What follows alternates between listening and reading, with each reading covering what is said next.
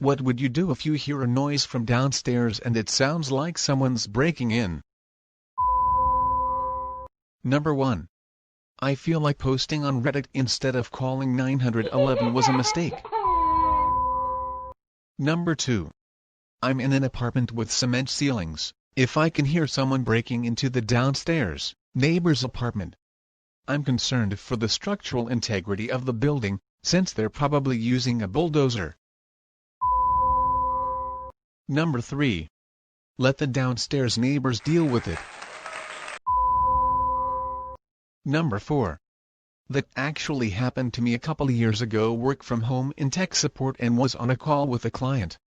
Heard noises in the other room, and once I realized someone was in the house, I told the client had to hang up because someone had broken in.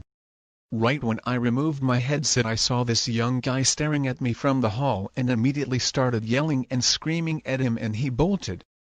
So I ran after him yelling, and he was out the door. Must have been a shock that someone was home, because I'm not an intimidating looking person. Number 5. I did something similar when heard a crash towards the front of the house. Kids' rooms are positioned in that direction, so I bolted out of bed, rushed the front of the house and grabbed a light stool from under the counter on the way. Made it halfway down the hall to realize I'd left a window open and the wind blew some shutters open, knocking over a lamp, but now I know and my wife thinks me a hero. Number 7. Call the ambulance because you're about to get murdered. Call an ambulance. But not for me. Call the ambulance because the intruder will be mauled by my dogs. Number 8. Next to a gun, a sword is probably one of the most effective self-defense weapons. Of course it depends on the sword, and the ability of the user. In tight quarters a smaller blade might be more effective, and in an open field a spear might be more effective, but overall I'd say a sword is not too bad. There was a case in Baltimore, maybe 10 years back, where someone literally sliced an intruder to death with a sword. Not saying that's a good thing, it's just something that happened. Number 9. Recently happened to me while I was nannying overnight, and the kids woke me up to tell me someone was downstairs, and I just stood up too fast and fainted. So I'll guess that's what I do. Number 10. I sleep naked, so my plan is to scare them with my bat penis.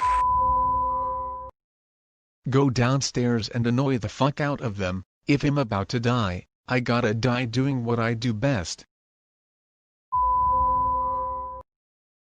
Call the police. Downstairs isn't my apartment, but at the very least, it's a noise complaint if it really is the current renters. Turn on the teapot. Ask them if they'd like some tea while they look around for what they want to steal. Ask them to stop laughing at how poor I am. They walk in, look around and start giving you stuff they stole earlier because they feel bad. Here's a TV man. I'm sorry for bothering you, as they back out and leave. Grab my rifle and go see what the noise was.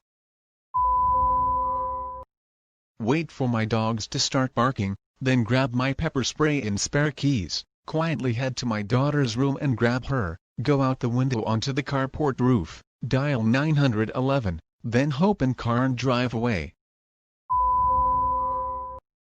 I come from a bad town, so it's happened a few times.